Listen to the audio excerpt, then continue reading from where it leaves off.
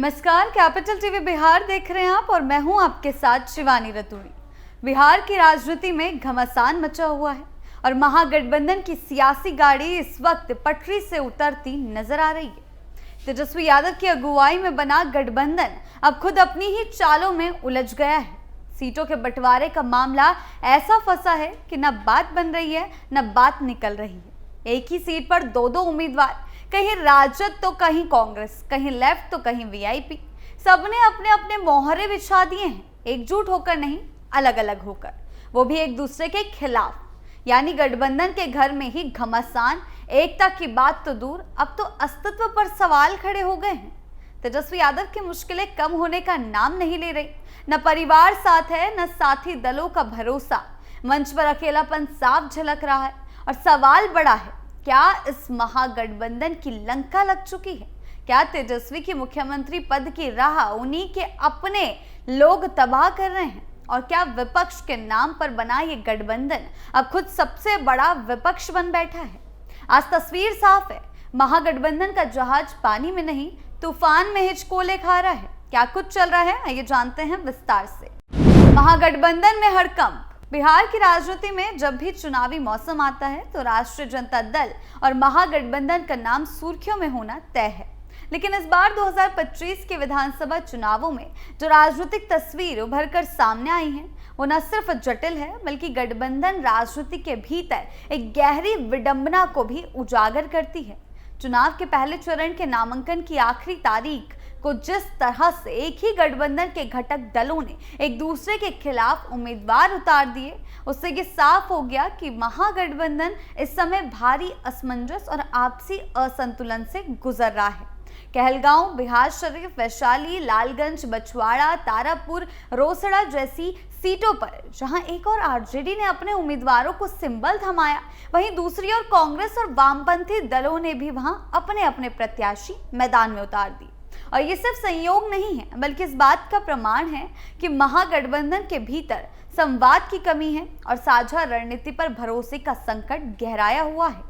तेजस्वी के छूटे पसीने। तेजस्वी यादव जिनके नेतृत्व में 2020 के चुनावों में आरजेडी सबसे बड़ी पार्टी बनकर उभरी थी, इस बार एक और बड़ी राजनीतिक लड़ाई लड़ रही है।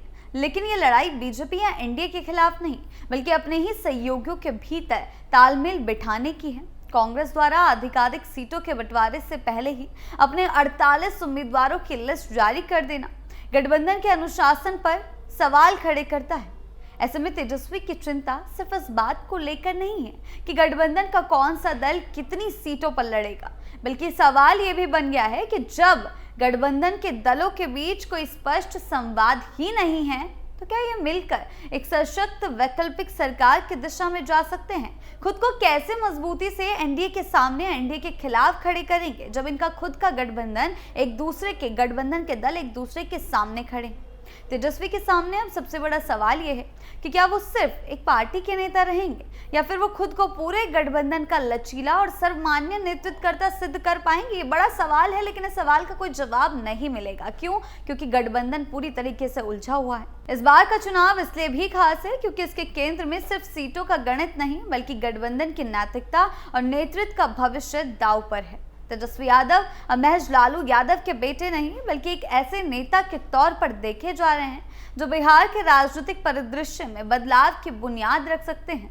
लेकिन इस बदलाव की राह में सबसे बड़ी अड़चन उनके अपने ही साथी बन गए हैं। सीटों के बंटवारे में आरजेडी जहां प्रमुख भूमिका निभाना चाहती है, वहीं कांग्रेस खुद को सिर्फ एक जूनियर पार्टनर मानने को तैयार नहीं है। और बाएं दल तो पहले ही अब 40 से 45 सीटों की मांग कर रहे थे, लेकिन अब उनका वो भी नहीं रहा, जो आरजेडी के लिए बिल्कुल स्वीकार्य नहीं थी। ऐसे में ये टकराव न केवल रणनीतिक असहमति है बल्कि महागठबंधन के भीतर शक्ति संतुलन की जंग भी है, जिसका असर पूरी चुनावी रणनीति पर पड़ रहा है।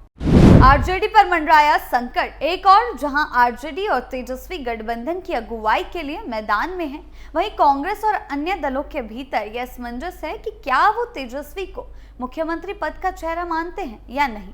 यह असमंजस सार्वजनिक रूप ले चुका है और सीधा सीधा इसका असर दिखाई दे रहा है। कांग्रेस की यह अस्पष्टता तेजस्वी के लिए चिंता का कारण बन गई है, क्योंकि इससे न सिर्फ गठबंधन की एकजुटता पर असर पड़ता है बल्कि मतदाता के बीच भ्रम की स्थिति भी बनती है। एक और जनता को ये दिखाना है कि गठबंधन संगठित है और निर्णायक है, वहीं दूसरी ओर मंच पर खड़े नेता आपस में ही तालमेल नहीं बिठा पा रहे। ऐसे में ये कहना गलत नहीं होगा कि महागठबंधन इस समय अपनी सबसे बड़ी परीक्षा से गुजर रहा है और ये परीक्षा बाहरी विरोधियों से नहीं बल्कि आंतरिक असहमति और अविश्वास से है। इसके साथ ही पारिवारिक समीकरणों ने भी तेजस्वी के नेतृत्व की चुनौतियों को और जटिल बना दिया है। कभी लालू प्रसाद यादव के दोनों बेटे तेजस्वी और तेज प्रताप एक मंच पर एकजुट होकर राजनीति करते थे, लेकिन अब उनके रास्ते बिल्कुल अलग हो चुके हैं। तेज प्रताप ने हाल में सोशल मीडिया पर अपने भाई को अनफॉलो भी कर दिया था और इसका साफ संकेत दे दिया था कि पारिवारिक राजनीति में भी दरारें गहरी हो चुकी हैं। तेजस्वी की राजनीति जहां व्यावहारिक रणनीति और संगठित प्रचार और गठबंधन निर्माण पर आधारित है, वहीं तेज प्रताप की राजनीति अभी प्रतीकों, भावनाओं और पारिवारिक विरासत के इर्द गिर्द घूमती है। इस विरोधाभास ने आरजेडी की आंतरिक स्थिरता को भी झकझोर दिया है और कार्यकर्ताओं के बीच भी भ्रम की स्थिति पैदा हो गई। तेजस्वी को अब न केवल गठबंधन की राजनीति संभालनी है बल्कि पार्टी के भीतर भी नेतृत्व की एकता को बनाए रखना है ताकि चुनावी रणनीति में कोई दरार ना पड़े। लेकिन ऐसा कुछ भी होता दिखाई नहीं दे रहा है, वो और भी ज्यादा उलझते जा रहे हैं। इस पूरी स्थिति में सबसे दिलचस्प पहलू ये है कि विरोधियों से पहले महागठबंधन को खुद से लड़ना पड़ रहा है। जब एक ही सीट पर दो घटक दलों के उम्मीदवार खड़े होते हैं तो न सिर्फ वोट कटता है बल्कि गठबंधन की विश्वसनीयता पर भी चोट पड़ती है। मतदाताओं को यह संदेश जाता है कि यदि ये दल आपस में ही तालमेल नहीं बिठा सकते तो सरकार चलाने के योग्य कैसे हो सकते हैं। 8 सीटों पर इन्होंने अपने ही दावेदार खड़े कर दिए हैं, वो भी आमने सामने। इससे विपक्षी खेमे को बड़ा नैरेटिव मिलता है, यानी कि सत्ता पक्ष को इन्होंने बैठे बैठाए एक मुद्दा दे दिया है कि महागठबंधन सिर्फ नाम का है, काम का नहीं।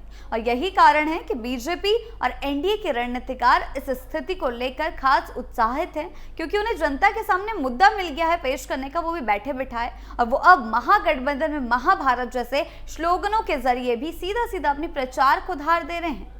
तेजस्वी यादव के लिए ये वक्त आत्ममंथन और त्वरित कार्रवाई का है। उन्हें अब न सिर्फ गठबंधन के भीतर संवाद को मजबूत करना है बल्कि ये भी सुनिश्चित करना है कि फ्रेंडली फाइट की स्थिति को नाम वापस की समय सीमा के भीतर समाप्त किया जाए, क्योंकि वो इसको फ्रेंडली फाइट कह रहे थे जो 8 सीटों पर इन्होंने अपने ही उम्मीदवार उतार दिए हैं अलग अलग।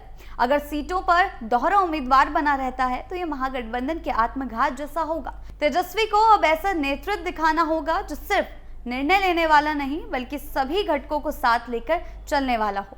साथ ही उन्हें यह भी तय करना होगा कि जनता के सामने उनका संदेश कितना साफ और प्रभावशाली हो, क्योंकि वो अब तक जनता के सामने खुद को पेश नहीं कर पा रहे हैं, नेतृत्व को पेश नहीं कर पा रहे हैं, अपने गठबंधन को पेश नहीं कर पा रहे हैं। चुनाव अब केवल पोस्टर और रैलियों का खेल नहीं रहा, ये एक व्यापक नैरेटिव का युद्ध बन चुका है जिसमें छवि और संदेश सबसे बड़ा हथियार है।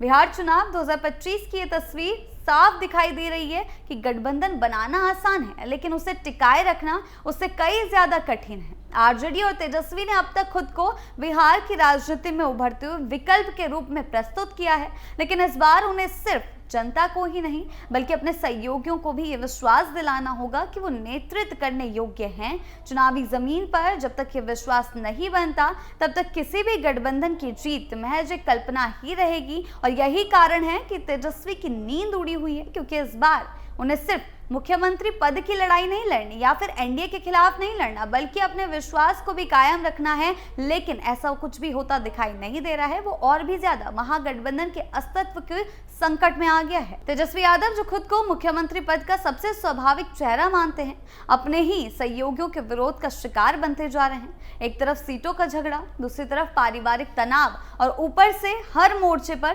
तालमेल की कमी। ऐसे में महागठबंधन की नाव कितनी दूर जाएगी ये कहना मुश्किल नहीं, नामुमकिन सा लगता है। और अगर यही हाल रहा तो आने वाले दिनों में तेजस्वी के लिए सबसे बड़ी लड़ाई बीजेपी से नहीं बल्कि अपनों से ही होगी। और तब शायद ये गठबंधन चुनावी मैदान से पहले ही आत्महत्या कर चुका होगा। लोकतंत्र में विकल्प जरूरी है, लेकिन अगर वो विकल्प खुद दिशाहीन हो जाए तो जनता किसे चुने और उन्हें क्यों चुने, ये बड़ा सवाल उठता है।